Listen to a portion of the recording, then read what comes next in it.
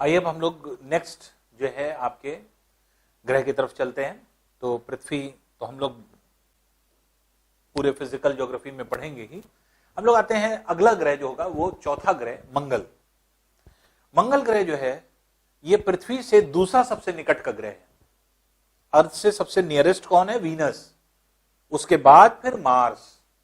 तो ये क्या है? ये दूसरा सबसे निकट का ग्रह है और दूर से देखने पर ये रेडिश कलर में दिखाई पड़ता है, लाल रंग में दिखाई पड़ता है। तो जब रेडिश कलर का ये दिखाई पड़ता है तो ये क्यों रेडिश कलर का दिखाई पड़ रहा है इसको देख लें, इसको समझ लें। तो जो रेडिश कलर का ये दिखाई पड़ रहा है उसकी वजह क्या है? Iron ores. इसकी सतह पर आयरन जो है बहुत ज्यादा मात्रा में पाया जाता है, लोहा, और लोहे की उपस्थिति होने की वजह से इसका रंग क्या है? लाल होता है। अब यहां पर जो लोहा है ये रेड कलर में क्यों है? ऑक्सीडाइज्ड है। ऑक्सीजन था लेकिन ये कहा जाता है कि लुप्त हो गया और ना के बराबर अब है। तो इसलिए ट्रेसेस में आपके ऑक्सीजन होगा अगर होगा, नहीं तो इस पे ऑक्सीजन नहीं रहा। लेकिन जब कोई चीज में जंग लग जाता है, जैसे आप देखते हैं लोहे में जब ऑक्सीजन की उपस्थिति में ऑक्सीजन जब लोहा जब ऑक्सीजन से क्रिया करता है तो उसी को क्या कहते हैं? जंग लगना, रस्टिंग। और उसमें क्या हो जाता है? वो लाल रंग में कन्वर्ट होने लगता है। उसी तरह से ये पूरा क्षेत्र जो है वो लाल रंग में कन्वर्टेड है। तो इसीलिए इसको रेड प्लैनेट के नाम से जाना जाता है। तो रेड प्लैनेट इसको कहते हैं। जबकि मार्स क्या है? मार्स जो नामकरण किया गया है वो किस पर किया गया है? गॉड ऑफ वॉर, जो युद्ध के देवता है, जो बहुत ही गुस्वर भी थे, जो बहुत गुस्वर माने जाते थे। तो वो जो है उनके नाम पर रोमन्स ने इनको जो है नामकरण कर दिया इस ग्रह का, चौथे ग्रह का, जो कि मार्स। और इन्हीं के नाम पर जो है आपके एक देखेंगे कि जो मार्स है ये अगर देखें तो इन्हीं के नाम पर मार्च महीना भी बना है। तो मार्च महीना जो बना है ये गॉड ऑफ वॉर के ही जो है आपके अकाउंट में बना हुआ है। तो मार्स जो है वो गॉड ऑफ वॉर को रिप्रेजेंट करता है। तो इसलिए रोमन्स ने क्या किया कि चौथे ग्रह जो चौथा ग्रह मिला, चौथे ग्रह को नाम दे दिया इन्होंने जो है मंगल का, मार्स। तो ये मार्स या मंगल के नाम से जाना जाता है। इसके रोटेशन में अपने अक्ष पर घूमता है ये कितनी देर में? पृथ्वी के लगभग बराबर 24 घंटे 37 मिनट 22 सेकंड में। पृथ्वी के 24 घंटे 37 मिनट 22 सेकंड में जो है आपके एक तरह से ये घूमता है। जैसे पृथ्वी के साथ क्या था? पृथ्वी के साथ ये था कि पृथ्वी अपने अक्ष पर जो घूर्णन गति कर रही थी लगभग 24 घंटे में, तो लगभग 24 घंटे में वो घूम रही थी। ये 24 घंटे 37 मिनट 22 सेकंड में इसका एक दिन होता है। तो लगभग सिमिलर है। लेकिन जो इसका रेवोल्यूशन है, परिक्रमा है, इसको अगर आप देखेंगे तो एक कक्षा में अपने एक परिक्रमा जो करता है, एक रेवोल्यूशन जो करता है, वो रेवोल्यूशन करने में इसको कितना टाइम लगता है? 687 डेज। 687 डेज का मतलब 1.88 ईयर्स। हमारे साल का 1.88 गुना टाइम लेता है। 1.88 ईयर्स आप कह सकते हैं। तो 687 डेज में ये एक पूरी परिक्रमा पूरी करता है। या आप ये कह सकते हैं कि हमारे 687 दिन के बराबर इसका एक साल होता है। इसका एक दिन किसके बराबर है? 24 घंटे 37 मिनट 22 सेकंड। और इसका एक साल किसके बराबर है? 687 दिन के बराबर। तो ये जो है आपके एक साल क्या होता है? एक परिक्रमा करने में, एक रेवोल्यूशन करने में जितना समय लगता है आपके किसी को। तो रेड प्लैनेट इसको कहा जाता है। दूसरी इंपॉर्टेंट चीज ये है कि अगर आप देखें ध्यान से तो व्हाइटिश कलर आपको यहां पर भी दिखाई पड़ेगा, व्हाइटिश कलर नीचे भी दिखाई पड़ेगा। तो जो आपका एक तरह से मंगल ग्रह है, इसका ध्रुवी भाग जो है कहा जाता है ये आइस कैप से ढका हुआ है। और आइस कैप से ढके होने की वजह से जो यहां पर हिम पूरी जमा है, तो इसको अज्यूम ये किया जाता है, वैज्ञानिक ये मानते हैं कि इस पर कभी हिम युग आया होगा, आइस एज जैसे पृथ्वी पर था। इसी वजह से तो आपके जो आयरन है वो ऑक्साइड के रूप में है। भाई जल था, जल किससे बनता है? वाटर किससे बनता है? हाइड्रोजन और ऑक्सीजन से। और हाइड्रोजन ऑक्सीजन से अगर वाटर है तो इसके मतलब ऑक्सीजन है। तो ऑक्सीजन पहले थी यहां, लेकिन अब ट्रेसेस में मौजूद है, इसलिए जीवन नहीं है। और इसके आइस कैप्स मिल रहे हैं, इसके मतलब ऑक्सीजन की उपस्थिति थी। तो आइस कैप यहां पर मिलते हैं, जो आइस को रिप्रेजेंट करते हैं। तो अगर ये पूछा जाए कि किस ग्रह पर आइस कैप्स मिलते हैं, तो आइस कैप जो है आपके, अर्थात उत्तरी और दक्षिण ध्रुव, नॉर्थ और साउथ पोल आप ये कह सकते हैं, इसका बन जाता है। और वो किससे बना हुआ है? ये आइस कैप से बना हुआ है। तो आइस कैप इसमें पाए जाते हैं। तो बहुत सारे यान इस पर भेजे गए मंगल ग्रह पर, और बहुत सारी शोध भी किया गया। क्यों? क्योंकि अगर जीवन होगा किसी ग्रह पर तो वो मंगल पर ही हो सकता है।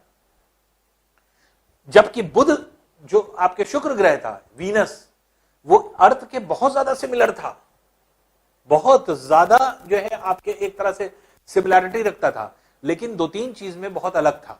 जैसे पहली चीज, उसका वायुमंडल, उसका एटमॉस्फेयर बहुत सघन था, डेंस था, तो वहां कोई सर्वाइव ही नहीं कर सकता, ब्लास्ट कर जाएगा, पूरा आदमी जाएगा, आदमी फट जाएगा, इतना ज्यादा प्रेशर है। प्रेशर कुकर ग्रह इसीलिए कहा गया था वीनस को। और दूसरी इंपॉर्टेंट, वीनस सबसे हॉटेस्ट प्लैनेट है, इतने टेम्परेचर पर कोई सर्वाइव ही नहीं कर पाएगा। तो अगर लाइफ कहीं होगी तो वो मंगल ग्रह पर ही होगी।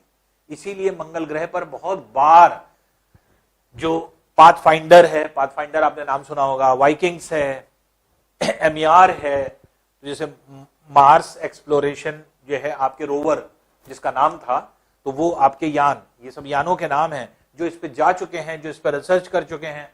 तो ये इसी बात की रिसर्च कर रहे हैं कि इस पे जीवन हो सकता है, मतलब पहले जीवन था या नहीं था, लेकिन अभी कोई प्रमाण, अभी साक्ष्य नहीं मिला है इस तरह की चीजों का। इसके दो सैटेलाइट्स हैं, तो एक है फोबोस और एक है डेमोस। तो दो सैटेलाइट्स हैं, अर्थात इस पे दो चंद्रमा है। जैसे हम लोगों के यहाँ एक सैटेलाइट है चंद्रमा, हम लोग रात के समय क्या देखते हैं? एक चांद निकला हुआ है। यहां पे आप जाएंगे तो इसकी सतह पर, अगर मंगल की सतह पे आप रहेंगे, मंगल की सतह से देखेंगे तो दो दो चांद दिखाई पड़ेंगे आपको। तो दो चांद है, दोनों चांद के नाम क्या है? फोबोस और डेमोस। जैसे हम लोग ने अपने चांद का नाम क्या दे दिया? मून। तो मून हमारे चांद का नाम है, हमारे सैटेलाइट का नाम है। तो इस ग्रह पर जाएंगे तो आपको दो सैटेलाइट मिलेगी, दो चंद्रमा मिलेंगे। तो ये क्या है? फोबोस और डेमोस के नाम से जाने जाते हैं। तो ये हमारा मंगल ग्रह हो जाता है। फिर देखिए नेक्स्ट जो आपके ग्रह होता है उसके बारे में पढ़ते हैं। अब यहां से, अभी तक क्या था? टेरेस्ट्रियल ग्रह थे। अब यहां से बड़े ग्रह शुरू हो गए, जोवियल प्लैनेट्स, जो कि बहुत बड़े बड़े ग्रह हैं। जुपिटर जो कि सबसे बड़ा ग्रह है, सबसे बड़ा प्लैनेट है, जो कि पूरे हमारे सोलर फैमिली में, उसमें अगर हम कहें तो इसका नामकरण किसके आधार पर किया गया है? रोम के एक बहुत बड़े प्रभावशाली, बहुत प्रबल राजा हुआ करते थे, तो उन्होंने अपना नाम जुपिटर के नाम पर रख दिया। और जुपिटर क्या, कौन थे? एंशिएंट रोमन गॉड के किंग थे, मतलब गॉड के भी किंग थे। तो जितने गॉड्स हुआ करते थे रोमन में, उनमें उन गॉड में एक ऐसे गॉड थे जो किंग हुआ करते थे सभी गॉड के। उन्हीं का नाम था, क्या था? जुपिटर, जिनको बृहस्पति कहते हैं हिंदी में। तो ये बृहस्पति जो है वो गॉड के गॉड थे, इसका मतलब जितने गॉड्स थे उनका गॉड थे ये। तो king of ancient Roman God, तो रोमन गॉड्स के जितने भी थे उनके किंग थे ये। इसीलिए इनको क्या कहा जाता है? Master of gods. तो मास्टर ऑफ गॉड्स के नाम से जाना जाता है, या रूलर ऑफ गॉड्स भी इनको कहा जाता है, क्योंकि जो गॉड के ऊपर रूल करते थे, तो गॉड के ऊपर की श्रेणी इनको दी गई है, मतलब सभी गॉड में सबसे ऊंचे, सारे गॉड इनके अंडर में थे। तो इनको बृहस्पति या जुपिटर के नाम से, और ये विशाल काय होने की वजह से ऐसा है। अब इसको अगर हम लोग देखें तो जुपिटर जो अपने एक्सिस पर रोटेट करता है बहुत तेज, और सबसे ज्यादा तेज, सबसे ज्यादा जो है आपके तेजी से चलने की वजह से क्या है, ये केवल 9 घंटे 55 मिनट में एक चक्कर लगा लेता है। इसका मतलब कि इस ग्रह पर, जैसे हम लोगों के यहां एक दिन में 24 घंटा होता है, यहां एक दिन में 9 घंटा 55 मिनट होता है। इसका मतलब 9 घंटे 55 मिनट के बाद एक दिन इनका बदल जाता है। एक दिन में मात्र इनका 9 घंटा 55 मिनट है, और इस 9 घंटे 55 मिनट में दिन भी और रात भी। इसका मतलब दिन रात अगर हम आधा आधा भी बांट दें तो 4.5 घंटे का दिन होता है, 4.5 घंटे की रात होती है। मतलब दिन शुरू होगा, कब खत्म हो जाएगा पता ही नहीं चलेगा। तो 9 घंटे 55 मिनट अर्थात 10 घंटे आप मान सकते हैं, लगभग 10 घंटे का दिन है। तो 5 घंटे के दिन और 5 घंटे की रात आप मान सकते हैं। तो इसकी रोटेशन इतना है, तो रोटेशन का मतलब एक रोटेशन कंप्लीट करता है, एक घूर्णन कंप्लीट करता है ये लगभग 10 घंटे में। रेवोल्यूशन टाइम क्या है, अर्थात एक परिक्रमा करने में कितना समय लेता है। जैसे एक परिक्रमा करने में हम पृथ्वी कितना समय लेती है, 1 वर्ष का, 1 साल का, लगभग 365 दिन। ये पृथ्वी के 11.86 वर्ष लेता है। मतलब पृथ्वी पर जब 11.86 वर्ष, लगभग 12 वर्ष कंप्लीट हो जाएगा, तो 12 वर्षों में पृथ्वी के जब 12 वर्ष कंप्लीट हो जाएंगे तब इसका एक चक्कर लगेगा। इतना बड़ा चक्कर है इसका, बहुत बड़े रेंज में, बहुत दूर है ये। तो पृथ्वी जो है सूर्य से ये बहुत ज्यादा दूरी पर स्थित होने की वजह से इतनी ज्यादा जो है समय लेता है और स्पीड इसकी परिक्रमा की कम है। तो इसी वजह से लगभग 12 वर्ष का समय लग जाता है इसका, 11.86 वर्ष। ग्रेट रेड स्पॉट प्लैनेट बहुत इंपॉर्टेंट, ये आपके सिविल में प्रश्न पूछा गया था कि रेड स्पॉट प्लैनेट किसको कहा जाता है। रेड स्पॉट प्लैनेट, इस पे लाल धब्बा, बड़ा लाल धब्बा दिखाई पड़ रहा है। और बड़ा लाल धब्बा जो रेड स्पॉट दिखाई पड़ रहा है वो क्या है, तो इसका जब अध्ययन किया गया तो ये पता चला ये बहुत बड़ा तूफान है जो 100-150 वर्ष से लगातार चल रहा है इसकी सतह पर।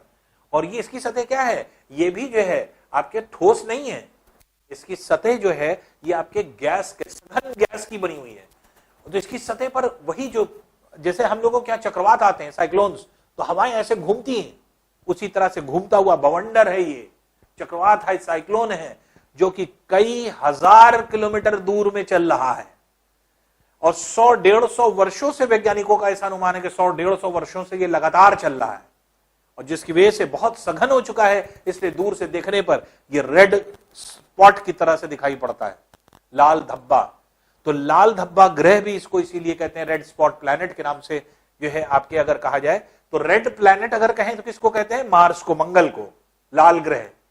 लेकिन लाल धब्बा ग्रह अगर कहा जाए, रेड स्पॉट प्लैनेट, इसके ऊपर लाल धब्बे होते हैं, तो ये आपके हो जाएगा जुपिटर, बृहस्पति। सबसे बड़ा जो है आपके एक तरह से विशालकाय है, इसलिए सबसे विशाल ग्रह है, इसलिए इसको दानव ग्रह भी कहते हैं, जायंट प्लैनेट। तो जायंट प्लैनेट या दानव ग्रह भी कहते हैं।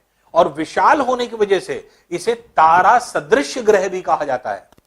तारा सदृश ग्रह मतलब स्टार लाइक प्लैनेट।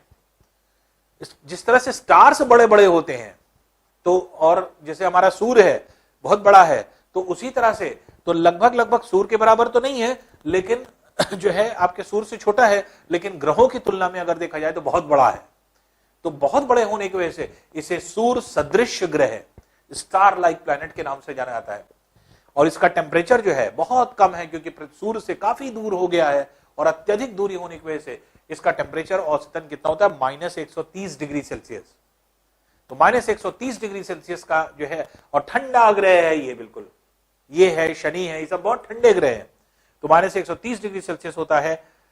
और इसमें एक सबसे इंपॉर्टेंट चीज क्या है, इसके चारों तरफ एक रिंग दिखाई पड़ी है, और ये रिंग 30 किलोमीटर चौड़ाई में है, 30 किलोमीटर मोटी रिंग पता चली है, जो इसके चारों तरफ जो है आपके रिवॉल्व कर रही है। तो इसके चारों तरफ रिवॉल्व करने वाली जो रिंग है, ये रिंग जो है आपके एक तरह से जो इक्वेटोरियल पार्ट में या बीच में आपके दिखाई पड़ रही है, तो वो जो रिंग आपकी है वो 30 किलोमीटर मोटाई में आपकी पाई जाती है। और इसी ग्रह के सबसे ज्यादा उपग्रह हैं, सैटेलाइट्स हैं।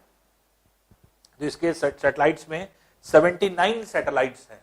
इसके मतलब अगर आप बृहस्पति ग्रह पर चले जाइए, तो बृहस्पति ग्रह पर, बृहस्पति प्लैनेट पर कितने मून्स आपको दिखाई पड़ेंगे, 79 मून्स दिखाई पड़ेंगे। तो इसकी सतह पर अगर आप चले जाएंगे तो 79 मून्स हैं, इसको 79 सैटेलाइट्स आपको दिखाई पड़ेंगे। और कुछ सैटेलाइट तो बहुत बड़ी है, जैसे गैनीमेड। गैनीमेड सबसे बड़ा ग्रह है, उपग्रह है, सबसे बड़ा सैटेलाइट है। और ये जो गैनीमेड है इतना बड़ा है कि मरकरी से थोड़ा सा छोटा है, बस लगभग मरकरी के बराबर का ग्रह। तो मरकरी सबसे छोटा, हमारे पूरे प्लैनेट में सबसे छोटा है, लेकिन मरकरी के से थोड़ा सा छोटा गैनीमेड है। गैनीमेड है, यूरोपा है, कैलिस्टो है, आयो है, ये सब इंपॉर्टेंट छोटे बड़े बड़े जो है आपके विशालकाय जो है आपके उपग्रह हैं, सैटेलाइट हैं। और जिसमें से यूरोपा जो है ये काफी कुछ सिमिलर, काफी पहले अगर आप देखेंगे तो 2004-5 में इसके ऊपर खूब वो हुआ कि शायद यूरोपा में जीवन संभव हो सकता है। क्यों? क्योंकि इससे पृथ्वी की समानता कुछ मिली है। तो पृथ्वी जैसा जो है आपके एक तरह से उसकी सतह है, तो जिसकी वजह से जो है यूरोपा पर कहा गया। लेकिन वहां पर शोध किया गया, फिर कुछ नहीं मिला, लाइफ नहीं मिली, तो इसलिए लाइफ पर जो है आपके ये काम किया गया था, लेकिन किसी भी उपग्रह पर नहीं है। तो इसके 79 सैटेलाइट्स हैं जो कि सर्वाधिक सैटेलाइट्स होते हैं। तो ये आपके जुपिटर हो जाता है। फिर देखिए नेक्स्ट पार्ट जो है वो क्या है, सैटर्न, शनि। शनि जो है एक तरह से किसका नाम है? God of agriculture. वहां के क्षेत्र में जो लोग पूजा पाठ करते थे, जो फार्मर्स होते थे, तो जो है एक तरह से कृषक हुआ करते थे, फार्मर्स, वो जिन भगवान की पूजा करते थे कि जैसे वो कहते हैं कि ये भगवान हमें जो है अन्न जो है देते हैं या उन्हीं के द्वारा जो है हम खाते हैं, तो किसी गॉड की जो है जिसकी पूजा करते थे उनका नाम था शनि, सैटर्न। और ये जो शनि है ये क्या हुआ करते थे? ये जुपिटर के फादर होते थे। जुपिटर सारे भगवानों में क्या है? सारे भगवानों में सबसे ऊपर थे, तो किंग ऑफ गॉड्स थे। तो किंग ऑफ गॉड्स के भी फादर थे ये, जिसका मतलब कि बृहस्पति से भी ऊंची जो है आपकी संज्ञा शनि की होती है। जैसे अक्सर नहीं है, आदमी का किसी का समय खराब चलता है तो आदमी कहता है शनि जो है सवार हो गया है, या शनि जो है आपके उसमें दशा में बैठ गया है, तो इस तरह की जैसे बातें होती हैं। तो ये क्या है, बृहस्पति से भी के पिता का नाम जो है आपके शनि था। तो वो क्या, और वो क्या हुआ करते थे? वो कृषि के भगवान हुआ करते थे, अर्थात अन्न के, फूड के। माना यह जाता था कि उन्हीं की वजह से सबको जो है आपके एक तरह से भोजन मिल रहा है, फूड मिल रहा है। तो अब यहां पर क्या है, इसकी रोटेशन भी लगभग उतनी है जितनी उसकी जो है बृहस्पति की है, 9 घंटा 55 मिनट, इसकी पूरी 10 घंटा। 10 घंटे में पृथ्वी के 10 घंटे के बराबर इसका एक दिन होता है। और इसकी एक परिक्रमा जो है, एक रेवोल्यूशन जो सन के चारों तरफ एक परिक्रमा करता है, वो 29.46 वर्ष में। इसका मतलब क्या कि पृथ्वी के 29.46 वर्ष में पृथ्वी परिक्रमा करके कितनी बार परिक्रमा करेगी? मान लीजिए 29.46 को जो है अगर हम 30 मान लें, 30 वर्ष लगभग, तो पृथ्वी जितनी देर में 30 बार परिक्रमा कर लेगी, रेवोल्यूशन कर लेगी, उतनी देर में एक बार ये रेवोल्यूशन करेगा। इसके मतलब कि अगर किसी व्यक्ति की आयु, किसी पर्सन की एज 30 वर्ष है, तो जितना साल वो जिया है उतना ही समय लगा है उसको शनि को एक परिक्रमा करने में। इतना दूर है, इतनी बड़ी कक्षा है उसकी, तो वर्ष जो है आपके बढ़ते चले जाते हैं। और इसमें अगर देखा जाए तो 3 इसकी बहुत चौड़ी रिंग है। ये रिंग किस चीज की है? जैसे बृहस्पति पे भी एक रिंग मिली, रिंग किस चीज की है? धूल की, कण की, पत्थरों की। तो पत्थर घूम रहे हैं चारों तरफ, जो है आपके नाच रहे हैं, और इतने सघन पत्थर हैं इसलिए वो रिंग जैसे दिखाई पड़ रहे हैं। तो रिंग किस चीज की है? इसी धूल की। तो धूल की रिंग है जिसके अंदर पत्थर जो है आपके सारे घूम रहे हैं। तो 3 डेंस रिंग है जिनको ABC कहा गया। और 4 जो है वो आपकी एक तरह से रेयरर रिंग है जो इसी के बाहर है। तो 4 रिंग और मिली, तो जिसको DEFG का नाम दिया गया है। तो ABC बहुत सघन है जो दूर से दिखाई पड़ रही है। और यहां तक के ग्रह, शनि तक के ग्रह हम नंगी आंखों से देख सकते हैं बिना टेलीस्कोप के। तो यहां तक जो है आपके दिखाई पड़ सकता है, लेकिन इसके बाद के ग्रह बहुत दूर है, अरुण वरुण, वो हम लोग बिना टेलीस्कोपिक व्यू से नहीं देख सकते। तो नेकेड आई से कहां तक के ग्रह दिखाई पड़ सकते हैं? अगर कहा जाए कभी अगर शनि ग्रह सामने आया, पृथ्वी के सामने से गुजर रहा है, तो कहा जाता है कि इस दिन, इस रात को जो है इतने से इतने बजे तक ये दिखाई पड़ेगा इस दिशा में। तो हम लोग देखते हैं तो दिखाई पड़ता है। तो नेकेड आई से हम देख सकते हैं इन ग्रहों को। तो ये जो है आपके एक तरह से ये यहां तक के ग्रह दिखाई पड़ते हैं, लेकिन अरुण और वरुण कभी भी आपको नेकेड आई से नहीं दिखाई पड़ेंगे। तो नंगी आंखों से दिखाई पड़ने वाला ये अंतिम ग्रह है, लास्ट प्लैनेट है। इसके बाद जो है आपके फिर टेलीस्कोप से ही दिखाई पड़ते हैं।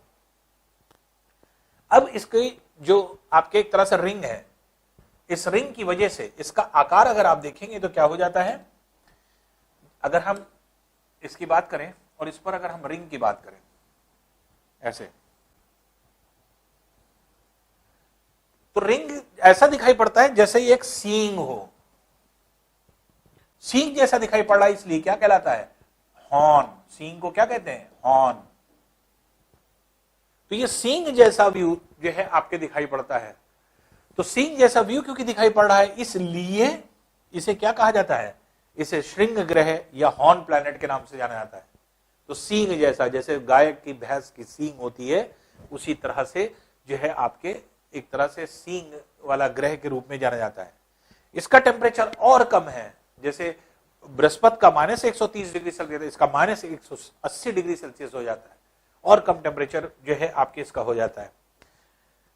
एक और बहुत इंपॉर्टेंट चीज, जैसे पृथ्वी जो थी वो सबसे सघन ग्रह थी, मैक्सिमम डेंसिटी थी पृथ्वी की। तो पृथ्वी की जो डेंसिटी थी वो थी 5.52 ग्राम पर सेंटीमीटर क्यूब, ये अर्थ की थी।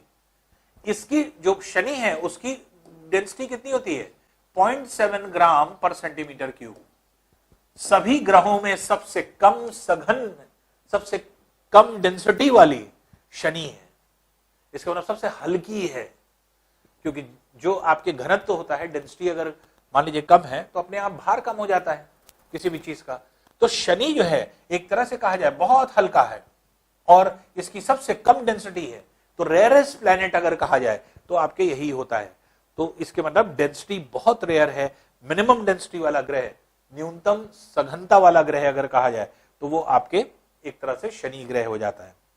फिर इसके 62 सैटेलाइट हैं, 62 सैटेलाइट हैं। इसके मतलब इसकी सतह पर जाए तो आपको 62 मून्स दिखाई पड़ेंगे। तो 62 मून्स होते हैं, जिसमें से टाइटन जो है आपके सबसे प्रमुख है और सबसे बड़ा है।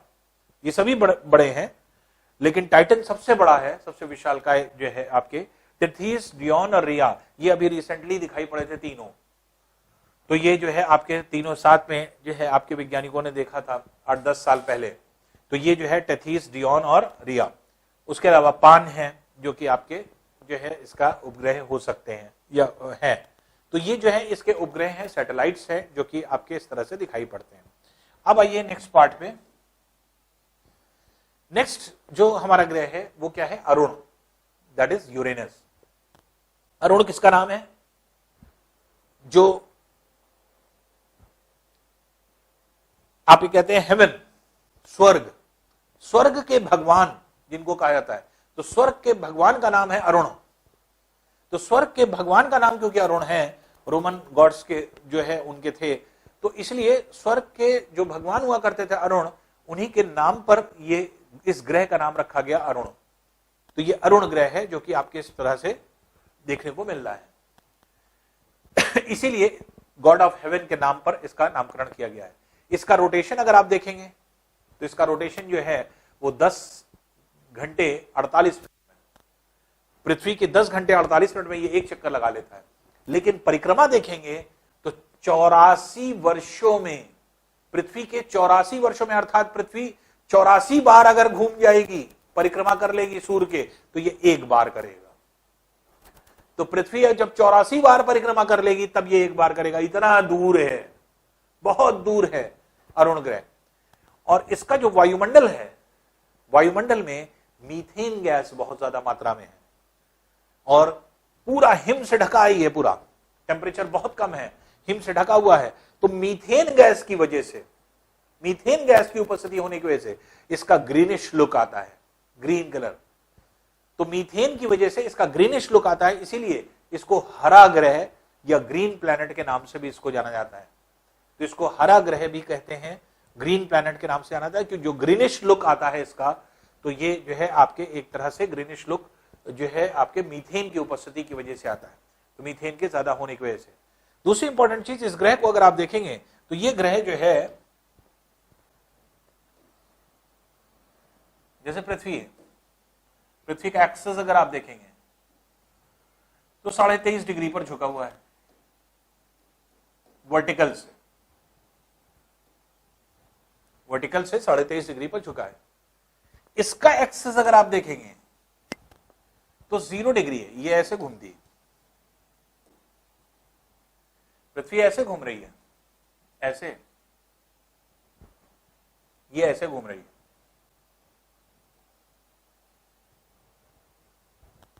तो क्योंकि इसका नॉर्थ पोल और साउथ पोल इस तरह से है, इसलिए इसको लेटा हुआ ग्रह कहते हैं।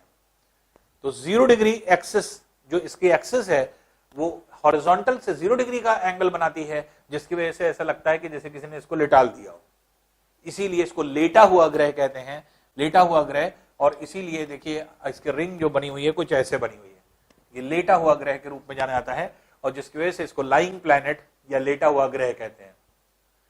तो लाई करना दो तरह से, लाई एक झूठ को भी कहते हैं, लाई एक लेटने को भी कहते हैं। तो ये झूठ बोलने वाला नहीं है, ये झूठ नहीं बोलता, ये बल्कि सीधा लेटा हुआ है, अर्थात लेटा हुआ ग्रह इसको कहा जाता है लाइंग प्लैनेट के रूप में। इसमें भी 10 रिंग पाई गई हैं। जैसे शनि को क्या कहा गया था, सैटर्न को रिंग्ड प्लैनेट कहा गया था, वलय वाला ग्रह, तो वलय ग्रह के नाम से जाना गया रिंग प्लैनेट। क्यों? क्योंकि उसमें वलय है और उसमें 3 बहुत चौड़ी जो है आपकी वलय है, जो दूर से दिखाई पड़ती है, और दूर से दिखाई पड़ने की वजह से अब देखिए जो सघनता, तो ये क्या है, ये लुक कैसा दे रहा है, ये गैलेक्सी जैसा लुक दे रहा है। गैलेक्सी ऐसे ही तो होती है, गैलेक्सी इस तरह की होती है और ढेर सारे उसमें तारे होते हैं और इसी तरह से मूव करते रहते हैं। इसके रिंग होने की वजह से इसका गैलेक्सी जैसा लुक आता है, इसीलिए इसको क्या कहा गया था, इसको गैलेक्सी लाइक प्लैनेट कहा गया। तो ये गैलेक्सी लाइक प्लैनेट के रूप में जाना जाता है इसे। तो गैलेक्सी लाइक प्लैनेट इसको कहा जा रहा है, जो इसको इसी वजह से क्योंकि ये गैलेक्सी जैसा लुक दे रहा है।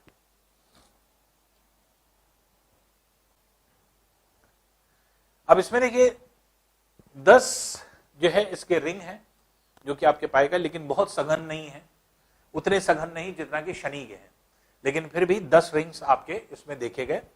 और इन 10 रिंग्स में 5 रिंग को नामकरण भी किया गया। इनका 5 रिंग में 5 का नामकरण इस तरह से किया गया है, alpha, beta, gamma, delta, epsilon. तो अल्फा, बीटा, गामा, डेल्टा और एप्सिलॉन, ये 5 रिंग को नाम दिया गया है। बाकी 5 बाद में मिली थी, इसलिए उसका भी नामकरण नहीं किया गया है। तो शुरू में जब 5 मिली थी उनको alpha, beta, gamma, delta, epsilon, ये 5 नाम आपके दिए गए थे अरुण ग्रह को।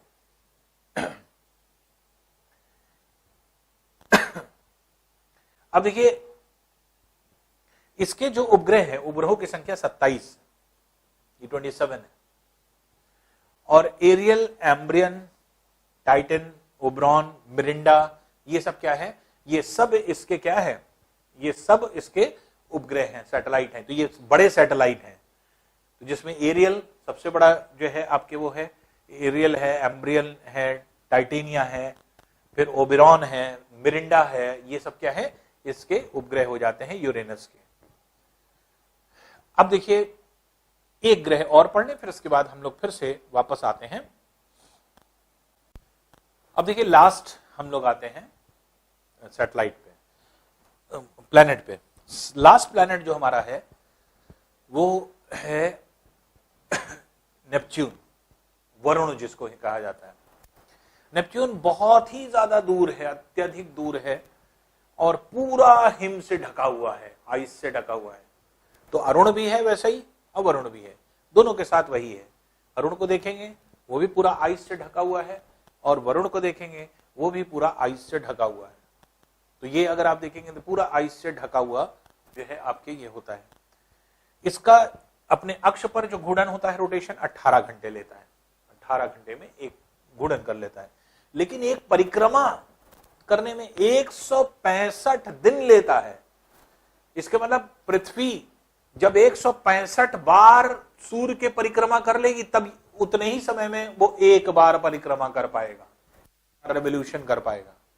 तो पृथ्वी 165 रेवोल्यूशन जितनी देर में करेगी, उतनी देर में ये एक बार रेवोल्यूशन कर पाएगा। इतना दूर है और इतना बड़ा इसका पाथ है कि ये कंप्लीट होने में आपके बहुत ज्यादा जो है आपके टाइम लेता है। तो सबसे दूर का ग्रह अगर कहा जाए, सूर्य से भी, पृथ्वी से भी, अर्थ से भी, सन से भी अगर कहा जाए कि सबसे ज्यादा फार्देस्ट मोस्ट कौन सा प्लैनेट है, तो वो आपके हो जाएगा नेपच्यून। नेपच्यून जो है ये नामकरण किस पे किया गया है, गॉड ऑफ सी पे।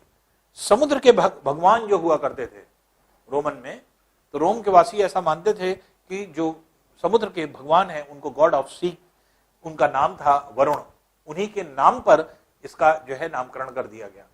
क्यों? क्योंकि इसका भी पूरी तरह से पूरी बर्फ से ढका हुआ है, अर्थात दूर से देखने पर सिर्फ ऐसा लगता है कि जैसे पानी पानी है। तो इसलिए जो है इसकी तुलना किससे की गई, समुद्र से की गई, और इसी वजह से गॉड ऑफ सी के नाम पर इसका नामकरण कर दिया गया और इसे जो है वरुण की श्रेणी दी गई, वरुण का नाम जो है आपके रखा गया। अब इसके 14 सैटेलाइट्स हैं और इन 14 में 2 बड़े हैं जो कि ट्राइटन और नीरोइड। ट्राइटन बहुत बड़ा है, नीरोइड जो है आपके कंपैरेटिवली छोटा है। तो जो ट्राइटन है, तो ट्राइटन जो है ये सबसे बड़ा जो है उपग्रह के रूप में इसको जाना जाता है।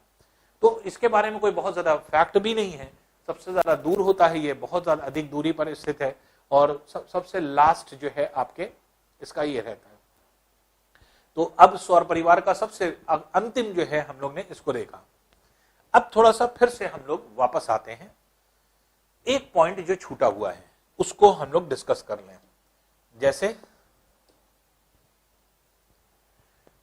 रोटेशन ईस्ट टू वेस्ट, इसकी भी, और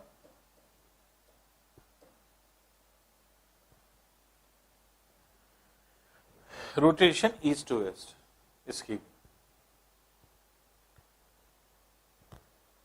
अब देखिए रोटेशन से कैसे हम समझते हैं, जैसे अर्थ, अर्थ कैसे रोटेट कर रहा है, ऐसे।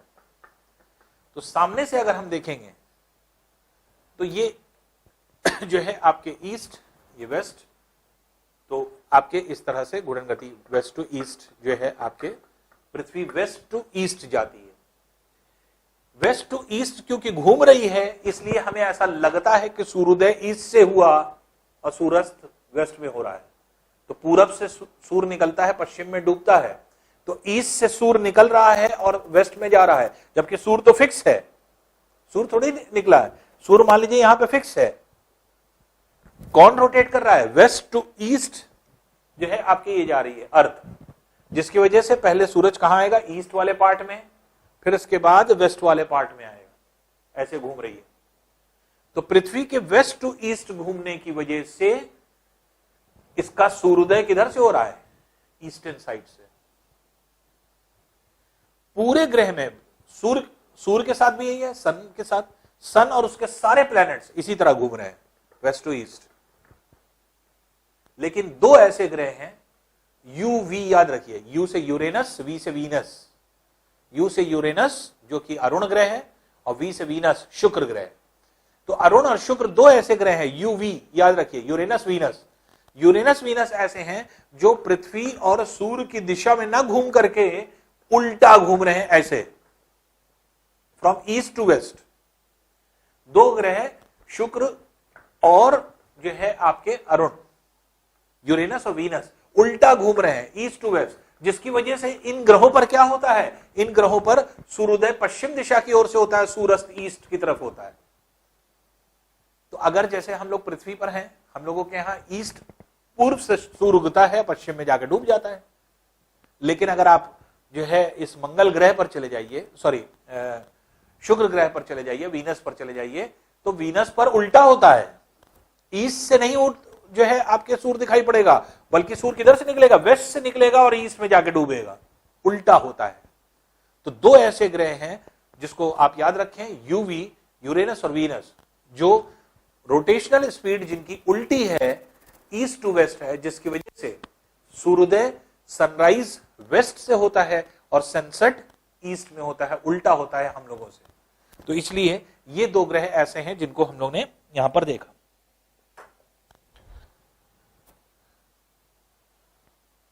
24 अगस्त 2006 ये एक ऐसी तिथि है, एक ऐसी जो है आपके एक तरह से तारीख है, जिस तारीख तक हम लोग ये मानते थे कि पृथ्वी के 9 ग्रह हैं, 9 प्लैनेट्स हैं।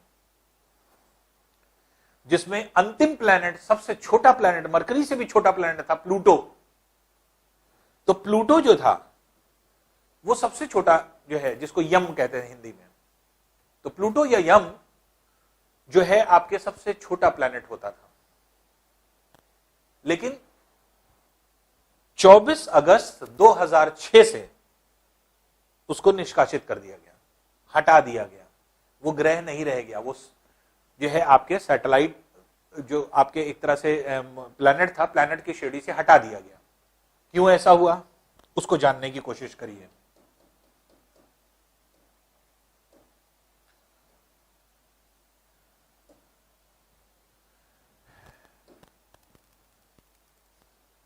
पहले तो सबसे पहली चीज ये थी कि प्लैनेट को डिफाइन नहीं किया था किसी ने। 24 अगस्त 2006 को प्राग में एक सम्मेलन हुआ, कॉन्फ्रेंस हुई, दुनिया भर के लोग वहां पर इकट्ठा हुए। क्यों इकट्ठा हुए, रीजन क्या था? रीजन ये था कि हमारे सोलर फैमिली में जो सन है उसमें जो आपके ग्रह थे, ये ग्रहों की संख्या बढ़ती जा रही थी। 9th प्लैनेट प्लूटो था, फिर 10वां ग्रह खोज लिया गया जिसको कार्ला कहने लगे, फिर 11वां ग्रह खोज लिया गया जिसको जो है आपके यूबी 313 कहने लगे। 12वां ग्रह भी आ गया चारॉन के नाम से। तो ढेर सारे अब ग्रहों की संख्या बढ़ती चली गई। एक अमेरिकी वैज्ञानिक खोज रहा है तो एक जो है आपके रूसी वैज्ञानिक खोज रहा है, दोनों में होड़ लगी हुई है। क्यों? क्योंकि प्लैनेट्स की जो है आपके डिफाइंड नहीं था। 12 तक प्लैनेट्स की संख्या चली गई और प्लैनेट संख्या बढ़ती चली जा रही है।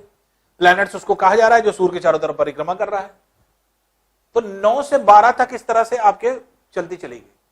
तो 9वां प्लूटो, 10वां जो था वो कार्ला हो गया, 11वां जो था यूबी 313 हो गया, और फिर उसके बाद चारॉन जो है मिला, 12वां हो गया। इस तरह से 13, 14, 15 आगे बढ़ते चले जा रहे थे। इस 24 अगस्त 2006 को प्राग में फिर कॉन्फ्रेंस में सबसे पहला मुद्दा यही उठाया गया कि सबसे पहले हम लोग डिफाइन करें, क्या जितने पिंड मिलते चले जाएंगे?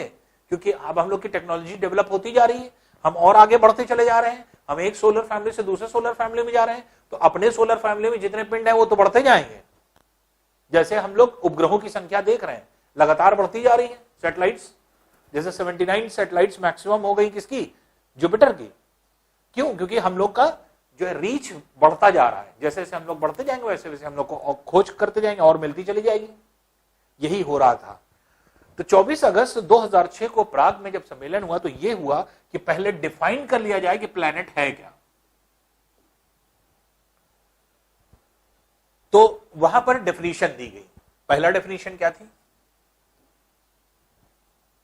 कहा गया कि जो इस डेफिनेशन को पूरी तरह से कंप्लीट कर लेगा वही जो है आपके ग्रह होगा।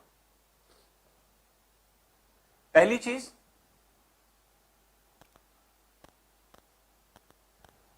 वो पिंड, वो सेलेस्टियल बॉडी जो सन के चारों तरफ रेवोल्यूशन करती है, उसे प्लैनेट कहा जाएगा। तो पहली चीज ये हुई रेवोल्यूशन। दूसरी चीज ये हुई कि उसी पिंड को कहा जाएगा, अब कितना बड़ा पिंड हो, पिंड इतना बड़ा होना चाहिए कि उसके अंदर गुरुत्व बल हो, ग्रेविटी हो।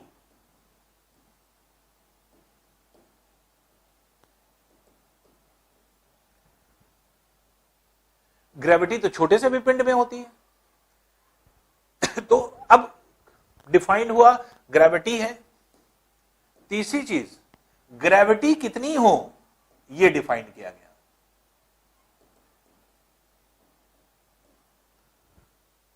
तो क्या डिफाइन किया गया? ग्रेविटी इतनी होनी चाहिए कि अगर कोई पिंड अपनी कक्षा में जा रहा है, जैसे कोई प्लैनेट अपने किसी जो है आपके पाथ में जा रहा है, तो इतनी ग्रेविटी होनी चाहिए कि आसपास अगर धुंध है या छोटे छोटे कण हैं उसको वो खींच ले। जैसे जमीन से मिट्टी उठाइए और मिट्टी उठा के ऊपर फेंक दीजिए, तो थोड़ी देर बाद ये सारा धूल का कण क्या होता है, नीचे बैठ जाता है। क्यों? ग्रेविटी की वजह से। तो धूल के कण सतह पे बैठ जाना चाहिए। अब यहां पर क्या है कि बस यही चीज जो है आपके एक तरह से पूरा नहीं कर पाया प्लूटो। प्लूटो ये पूरा कर रहा था, ये पूरा कर रहा था, ये वाली चीज नहीं पूरा कर पाया, क्योंकि प्लूटो की जब कक्षा देखा जाता है ऑर्बिट, उसके आसपास धूल के ढेर सारे कण हैं जिसको वो खींच ही नहीं पाता, इतनी ग्रेविटी है ही नहीं, छोटा पिंड होने की वजह से। और जितना छोटा पिंड होता जाएगा ग्रेविटी कम होती जाएगी। तो ऐसे छोटे ग्रह जिनके पास इतनी भी ग्रेविटी ना हो कि अपने आसपास के पिंड को खींच सकें, उनको जो है आपके ग्रह कहने का कोई अधिकार नहीं। इसीलिए 24 अगस्त 2006 से जो है उनको ग्रह से हटा दिया गया। तो प्लूटो को भी हटा दिया गया। अब बात यह आई कि प्लूटो है, कालरा है, यूबी 313 है, चारोन है, इरिस है, बहुत सारे ग्रह आपके पता चले। तो इसको कहां रखा जाए? तो इनको क्या कहा गया? इनको एक नाम दे दिया गया, इनको कहा गया क्षुद्र ग्रह। क्षुद्र ग्रह, ड्वार्फ प्लैनेट्स।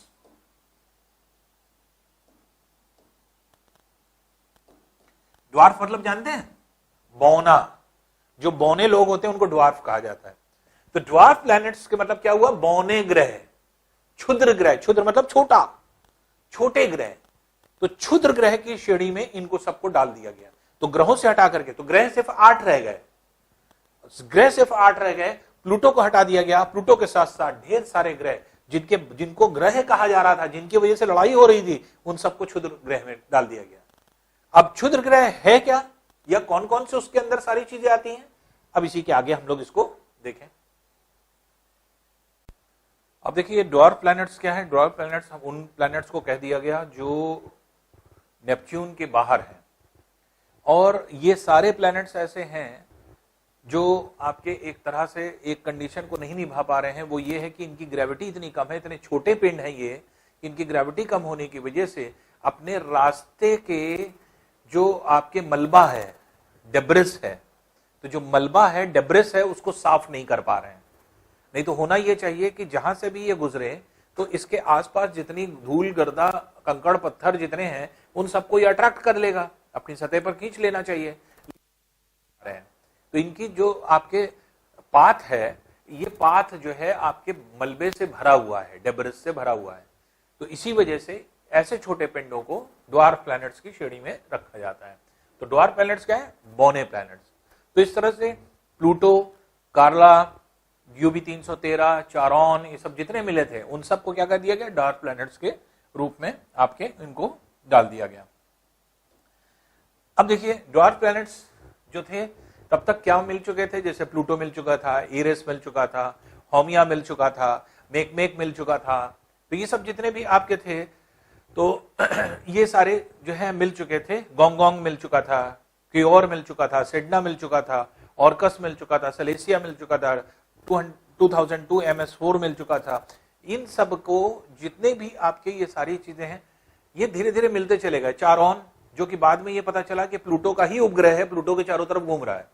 जबकि पहले लोगों ने क्या कहा कि चारोन जो मिला वो इतना बड़ा पिंड था कि वो एक ग्रह की श्रेणी दे दी गई थी उसको। तो ये सारे जितने भी आपके एक तरह से ट्रांस नेप्ट्यूनियन ऑब्जेक्ट्स जिनको कहा गया, तो ट्रांस नेप्ट्यूनियन मतलब ट्रांस का मतलब होता है बाहर, नेपच्यून के बाहर जितने इस तरह के पिंड मिले, इन सब को ड्वार्फ प्लैनेट्स के नाम से जाना गया। तो ये ड्वार्फ प्लैनेट्स हो गए जो भी आपके इस तरह के थे। तो जिसमें प्लूटो भी चला गया, हाइड्रा था, प्लूटो था, ये सब जो है आपके इसमें कन्वर्ट हो गए। अब देखिए एक चीज और है हमारे उसमें ड्वार्फ प्लैनेट्स के अलावा, एक चीज होती है एस्टेरॉइड्स। एस्टेरॉइड्स क्या है? अभी आगे चल करके आप पढ़ेंगे, जो सूर्य है, सूर्य के चारों तरफ मंगल, मार्स और बृहस्पति, जुपिटर, ये ऐसे रिवॉल्व कर रहा है। एक्चुअल में क्या था कि जो अर्थ है, अर्थ से पहले बड़ा था मंगल, अब छोटा हो गया। ये आगे चल करके हम लोग इसको फैक्ट पढ़ेंगे कि कैसे छोटा हो गया। पहले कहा जाता है कि मंगल की सतह छोटी थी, मंगल की सतह जो थी वो आपके कंपैरेटिवली बड़ी थी पृथ्वी से, और मंगल की सतह जो थी वो आपके ढीले कणों से, क्योंकि इसकी ग्रेविटी कम थी, ढीले कणों से भरी हुई थी। इसका मतलब पत्थर तो थे, लेकिन आपको पता है कि वेट क्या होता है, m इंटू जी। तो जी की वैल्यू अगर कम होगी, एक्सेलरेशन ड्यू टू ग्रेविटी कम होगी, तो भार कम होगा। तो पत्थर तो बहुत बड़े बड़े थे लेकिन हल्के थे, गुब्बारे जैसे। तो ऐसा माना जाता है, वैज्ञानिकों ने यह कहा कि जुपिटर जब गुजरता था, मान लीजिए कि यहां पे मंगल है, यहां पे ढीले कण हैं, जुपिटर यहां से गुजर गया, तो आकर्षण की वजह से ये जो ढीले पत्थर थे ये निकल जाते थे। फिर कभी मान लीजिए मंगल यहां है और यहां से जुपिटर गुजर गया, और जुपिटर के गुजरने से फिर जो है कुछ ना कुछ पत्थर जो है वो बाहर की ओर ऐसे लिबरेट हो जाते थे, ऐसे। और इस तरह से जितनी बार जुपिटर इसके कक्षा के बगल से निकलता हो गया होगा, इसके जितने ढीले कण थे वो सब बाहर निकल गए, और बड़े बड़े पत्थर, बड़ी बड़ी चट्टानें, और इतने बड़े बड़े पत्थर हैं ये कि माउंट एवरेस्ट जैसे ऊंचे पर्वत जैसे हम लोगों को क्या पाए जाते हैं, उस तरह के पत्थर हैं ये सारे पत्थर इस मंगल, मार्स और जुपिटर के बीच में तैर रहे हैं। तो ये जो तैर रहे हैं ये क्या है, ये पत्थर हैं जो इस ग्रह के बाहरी सतहों से निकले हुए पत्थर हैं, और ये जो है आपके इस पूरे दोनों ग्रहों के बीच में तैर रहे हैं। ऐसे पत्थरों को, ऐसी घूमने वाले ऐसे पत्थरों को क्या कहा गया, एस्टेरॉइड्स, जिसको हिंदी में कहते हैं क्षुद्रिकाएं।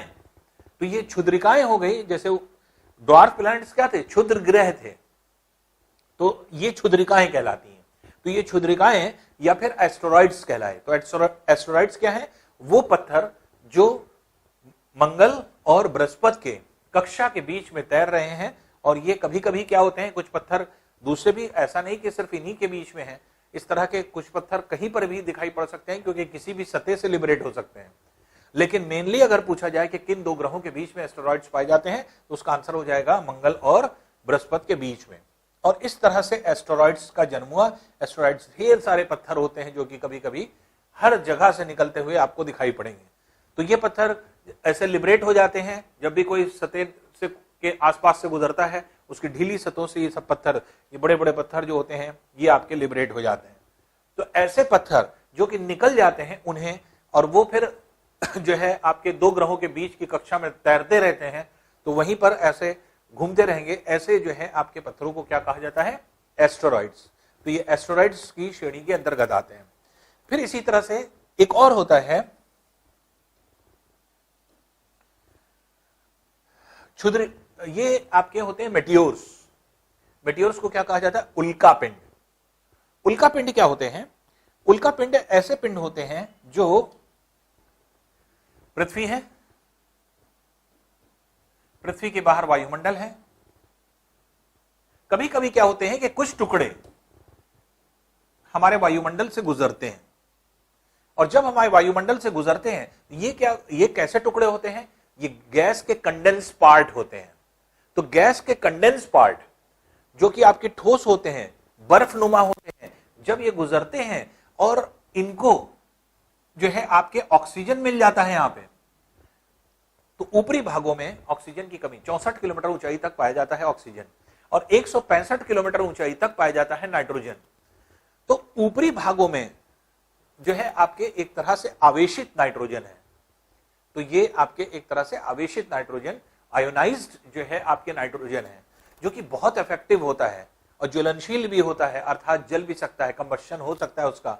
तो होता क्या है कि जब ये पत्थर यहां से गुजरते हैं तो ऑक्सीजन होने की वजह से जो गैसें कंडेंस रहती हैं, वो घर्षण बल की वजह से, फ्रिक्शन फोर्स की वजह से उसके अंदर टेम्परेचर इंक्रीज कर जाता है, और टेम्परेचर इंक्रीज करने से ऑक्सीजन जो है अपनी उपस्थिति में इन गैसों को जलाने लगती है। क्योंकि आपको पता है कि ऑक्सीजन एक ऐसी गैस है जो दूसरी वस्तु का दहन कर देती है अपनी उपस्थिति में। तो अब क्या होता है कि ऑक्सीजन की उपस्थिति में या फिर आवेशित नाइट्रोजन खुद जलने लगती है, जो आयोनाइज्ड नाइट्रोजन होती है, ये क्या चार्ज नाइट्रोजन होती है, वो क्या होती है, वो खुद जलने लगती है। और जब पिंड गुजरता है तो ऐसा लगता है कि वो जलता हुआ जो है गुजर रहा है। और इस तरह के सीन बहुत सारे जगह पे देखा होगा आपने, अक्सर देखता है कि टूटा हुआ तारा चला जा रहा है, जिसे शूटिंग स्टार भी कहते हैं। ऐसा लगता है कि जैसे टूटता हुआ तारा एक जगह से निकला और दूसरी जगह जाकर के गिर गया। तो ये गिरता गिरता नहीं है, ये वायुमंडल से गुजर गया। हम यहां खड़े हैं, हमें ऐसा लगा कि यहां से निकला और यहां जाके गिर गया, तो कहीं गिरा नहीं है, वो सीधे स्ट्रेट पाथ पर गया है। हमको ऐसा लगता है कि इधर से निकला और निकल करके ऐसे गिर गया। क्योंकि पृथ्वी गोल है तो हमारा एटमॉस्फेयर भी ऐसा है, इसलिए एटमॉस्फेयर से गुजरने वाला कोई भी पिंड अगर होगा तो हमको ऐसे ही कर्व के फॉर्म में दिखाई पड़ेगा। जैसे फिल्में आपने देखी होंगी, तो जैसे कुछ कुछ होता है, तो कुछ कुछ होता है उसमें दिखाया नहीं कि तारा टूटता हुआ चला जा रहा है, उसको जो है सोचिए, उसको देखिए और उसको सोच करके कुछ अगर मन में कल्पना करेंगे तो पूरी हो जाती है, ऐसा कुछ बोला जाता है। या फिर गोविंदा की फिल्म मैं कभी झूठ नहीं बोलता, उसमें भी आपने देखा होगा कि यही चीज दिखाया गया है, टूटता हुआ तारा। तो ये टूटते हुए तारे नहीं होते, ऐसे हम लोग बोल जरूर देते हैं शूटिंग स्टार, ये तारा वारा नहीं है। ये क्या है, ये कंडेंस गैस होती है। और ये कंडेंस गैस जो होती हैं, गैसेस, ये जब हमारे वायुमंडल से गुजरती है तो चमकीली दिखाई पड़ती है और ऐसा लगता है कि तारे जैसा चमक रहा है ये। कभी कभी ये उल्का पिंड क्या होते हैं, अंदर आते हैं पृथ्वी की तरफ। वायुमंडल से गुजर गए तो ठीक है, पृथ्वी की तरफ अगर आ रहे हैं तो पहले ही ऑक्सीजन उनको नष्ट कर देती है। और या फिर कभी कभी बहुत बड़े होते हैं तो नष्ट नहीं होते, तो पूरे पृथ्वी पर गिरते हैं और गिर करके पूरे क्षेत्र को जो है आपके तहस नहस कर देते हैं। तो ये क्या होती है, एक तरह से आसमान से गिरने वाली आग होती है, जिसे कहा जाता है आसमान से आग बरस रही है। तो इसको मेटेओरिटिक शावर कहते हैं। शावर के मतलब क्या होता है, वर्षा, जो तेज वर्षा होती है उसको शावर कहा जाता है। तो मेटेओरिटिक शावर जिसको कहा जाता है वो इस तरह का कॉन्सेप्ट है। तो यहां पे आप देखते हैं मेटियोर्स, जब अलग अलग मेटियोर्स आते हैं तो डिपेंड करते हैं कलर, डिफरेंट कलर्स में दिखाई पड़ते हैं ये। तो जो भी उसके अंदर मटेरियल ज्यादा होगा, सोडियम ज्यादा होगा, व्हाइट दिखाई पड़ेंगे। इसी तरह से कैल्शियम होगा तो ये आपके बैगनी कलर के दिखाई पड़ेंगे।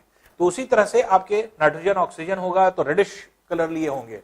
तो इस तरह से जो कंडेंस गैसेस होती हैं उसमें मटेरियल कौन सा है उसकी वजह से ये डिपेंड करता है, केमिकल कॉम्पोजिशन ये डिसाइड करता है उसके कलर। तो डिफरेंट कलर्स में। और फिर जैसे आतिशबाजी होती है, जैसे हम लोग पटाखे छुड़ाते हैं, शादी ब्याह में आप देखते हैं आकाश पूरा भर जाता है, उसी तरह से पूरा आकाश भर जाता है, ऐसे जैसे लगता है कि आतिशबाजी हो रही है। तो इस तरह की आतिशबाजियां जो होती हैं इसी को मेटेओरिटिक जो है आपके शावर कहा जाता है। तो अगर एक पिंड गुजर गया तो वो मेटियोर कहलाएगा, और अगर यही टूटे हुए पिंड बिखर करके आपके इस तरह से, इसको मेटेओरिटिक शावर के नाम से जाना जाता है। तो ये मेटेओरिटिक शावर्स हो जाते हैं जो कि आपके डिफरेंट कलर्स में चारों तरफ से गिरते हैं और ऐसा लगता है जैसे किसी ने आतिशबाजी की हो, और जो है आपके बहुत सुंदर आपके दिखाई पड़ता है ये। तो ये मेटेओरिटिक शावर के रूप में जाना जाता है। और ऐसे पिंड को जो आ रहे हैं इनको मेटियोर्स कहते हैं, उल्का पिंड हिंदी में। तो ये उल्का पिंड है, मेटियोर्स के नाम से जाने जाते हैं। और जो आपके इनका उल्का पिंड जो गिरते हैं, मेटेओरिटिक शावर जो होता है, इसको हिंदी में क्या कहते हैं, उल्कापात। तो ये उल्कापात या मेटेओरिटिक शावर है जो कि आपके इस तरह से होते हैं। फिर एक चीज और संबंधित है हमारी सोलर फैमिली से, उसको भी देख लें। वो क्या है, कॉमेट्स। अब बात आती है कॉमेट क्या है। तो कॉमेट ऐसी चीज है कि हमारे वायुमंडल से गुजर गई है, सूर्य के निकट से। अक्सर क्या होता है कि सूर्य के चारों तरफ जैसे पृथ्वी परिक्रमा कर रही है, इस तरह से पृथ्वी रिवॉल्व कर रही है सूर्य के चारों तरफ, उसी तरह से कुछ तारे भी ऐसे होते हैं या कुछ ऐसे पार्ट्स होते हैं जो इसके आसपास से कभी इसकी परिक्रमा करते रहते हैं। तो कुछ कैसे कंडेंस गैसें, ये भी कंडेंस गैसें होती हैं, लेकिन ये हमारे वायुमंडल में नहीं बल्कि सूर्य के चारों तरफ परिक्रमा करती रहती हैं। और चारों तरफ परिक्रमा करती है इस कंडेंस गैसेस के साथ क्या होता है कि ये सूर्य के जो है चारों तरफ मूव करता रहता है, और सूर्य के जब निकट आता है तो सूर्य के प्रकाश की वजह से बहुत ज्यादा चमकीला हो जाता है, और ये बहुत ही ज्यादा चमकीला दिखाई पड़ता है और ऐसा लगता है जैसे ये तारा हो, ये खुद स्टार की तरह से दिखाई पड़ता है। तो इस तरह के ये भी गैसीय पिंड होते हैं, ये भी ज्वलनशील होते हैं, ये भी जलते हैं, लेकिन ये क्या है, ये सूर्य के चारों तरफ परिक्रमा करते हैं। तो यहां पर क्या है कि मेटियोर में क्या फर्क है, मेटियोर अर्थ के सरफेस पर एटमॉस्फेयर में मूव कर रहा है, जबकि सोलर फैमिली में जो तारों के साथ छोटे तारे जिनको हम अज्यूम कर सकते हैं छोटा तारा, या आप कह सकते हैं बहुत बड़ा गैस का टुकड़ा, गैस का पार्ट जो अर्थ जो सन के चारों तरफ मूव कर रहा है, वो क्या होता है एक निश्चित समय अवधि में दिखाई पड़ता है, एक निश्चित समय अवधि में हमेशा ये दिखाई पड़ता है। जैसे फॉर एग्जांपल हेली कॉमेट बहुत मशहूर, आपने देखा होगा 1986 में जब दिखाई पड़ा था हेली कॉमेट, तो ये पता चला कि हाँ ये जो है आपके 75 साल बाद आता है और हर 75 साल बाद दिखाई पड़ता है।